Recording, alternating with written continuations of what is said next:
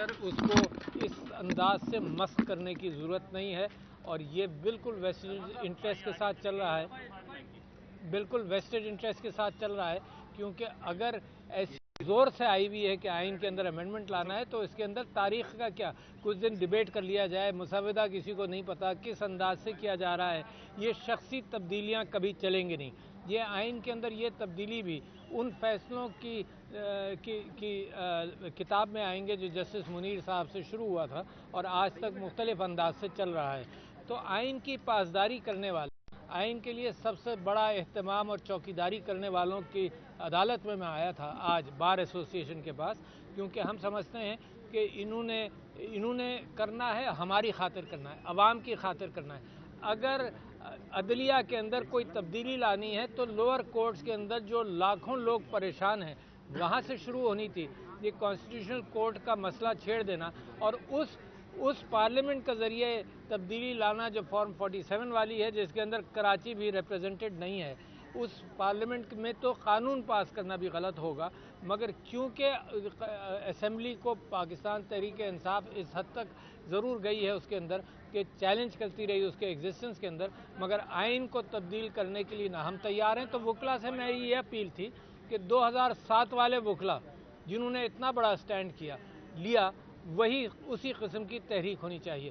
جب میں نے سوال کیا اپنے وکلا بھائیوں سے کہ 2007 والا زیادہ مشکل وقت تھا آئین کے لیے یا آج والا، تو ایک متفقہ جواب یہ تھا کہ آج والی تبدیلی جو ہے وہ زیادہ بھاری ہے پاکستان کی قسمت کے حوالے سے۔ تو ہم اسی لیے حاضر ہوئے تھے کہ وکلا بھائیوں سے رابطہ رہتا ہے، مگر ایز این انسٹیٹیوشن ہم ریکویسٹ کرنے آئے تھے کہ اس کے اوپر وہ جو کرنا چاہتے ہیں ہم ان کی مدد کریں گے، وہ لیڈ کریں، keep it non political as far as the وکلا آر کنسرن۔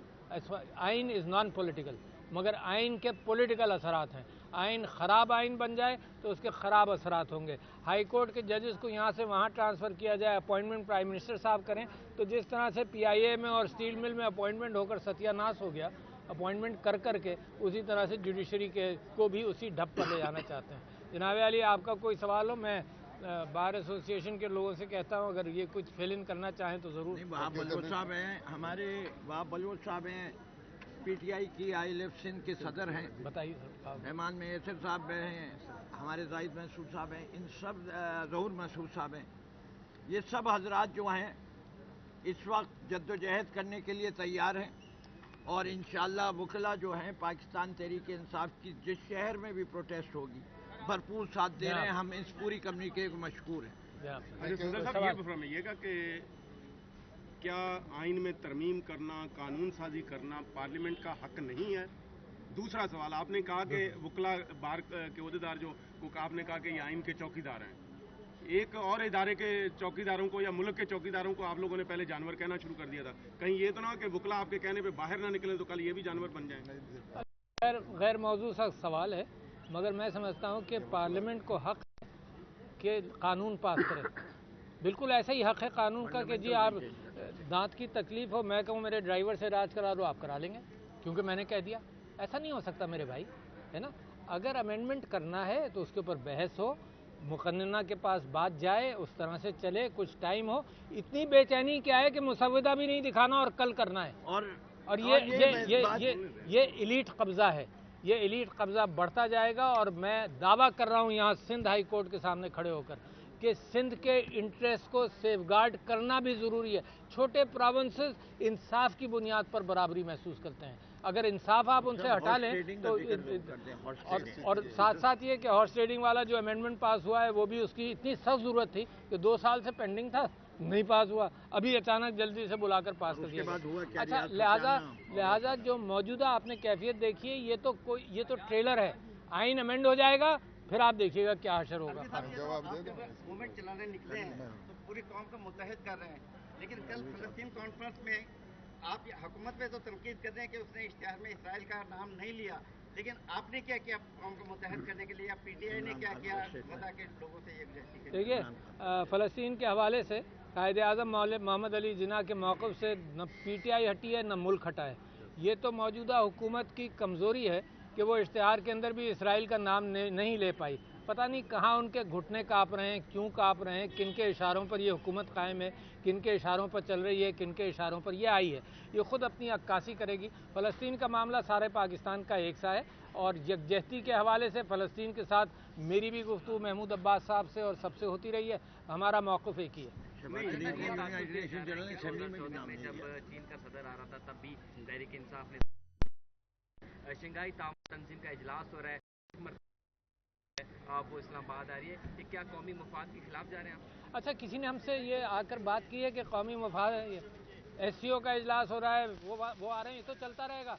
मेरे हुकूक दबाते रहो, लोगों को मारते रहो, औरतों के पर्दे वो चादर और चार दीवारी का एहसास ना करो और तुम कहो कि शंघाई तंजीम के लिए ये अमन हो जाए, वो अमन हो जाए। जिनको जो ये अमन की खराबी पैदा की हुई है, जिन्होंने लोगों को मारा पीटा, घर और चादर और चार दीवारी को तबाह किया है, उनसे सवाल होना चाहिए कि भाई हट जाओ। इस वक्त शंघाई कोऑपरेशन काउंसिल की मीटिंग हो रही है, कम से कम 1 महीने से इस पर हौलाहत रखते कि ये लोगों की जज्बात सड़कों पर ना आए। मारपीट करो सड़कों पर और फिर कहोगे जी कौम की खातिर यकजा हो जाओ। कौम तो रहने नहीं दी तुम लोगों ने।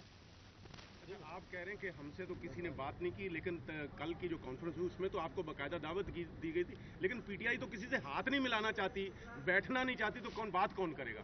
शंघाई फ़लस्तीन के एतबार से जो PTI का मौक़िफ़ है वो दुनिया जानती है, हम जानते हैं, है ना। कौन सा तीर मार लिया इन्होंने कल मिलकर, सब जानते हैं कि क्या मौक़िफ़ है फ़लस्तीन के हवाले से। हुकूमत के अपने घुटने मजबूत करने हैं तो मैं इस वक्त इस काबिल नहीं हूँ कि फॉर्म 47 वाली हुकूमत के घुटने मजबूत कर सकूं। इनके घुटने जवाब दे गए, इनको वो क्या कहते हैं, वो ट्रांसप्लांट कराने पड़ेंगे, लोहे के घुटने लगवाने पड़ेंगे कहीं से। अगर कोई मूवमेंट चलती है तो आप लीड करेंगे उसको? अगर कोई देखें, मूवमेंट तो चल रही है, वो क्लास सारे हैं। कल हजारों लोगों ने इस्लामाबाद में, आपने कल देखा, कराची में 2 दिन पहले कराची में 1000 लोगों ने कॉन्फ्रेंस की आपके सामने वकला मैदान में, और सारे वकला अभी नारा सुन ले, गो काजी गो, गो काजी गो, गो काजी गो, गो काजी गो। गंडापुर साहब के साथ जो हुआ वो बयान फरमा चुके हैं, है ना। ये जब 9 मई की बात की जाती है तो ये भूल जाते हैं कि 9 मई से पहले इंतखाबात कराने थे, वो नहीं कराए।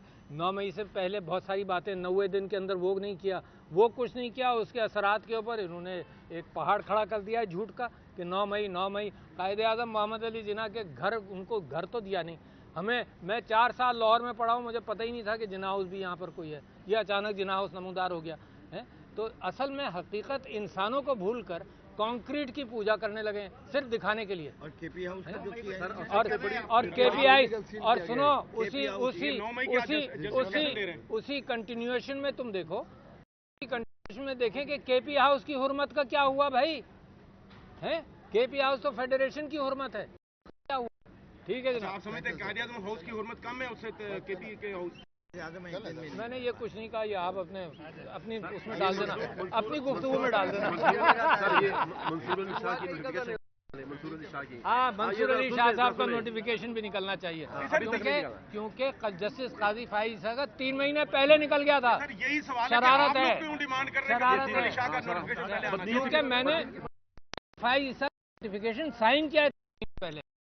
और कौन? अभी 10 दिन रह गए और अभी तक नोटिफिकेशन निकाल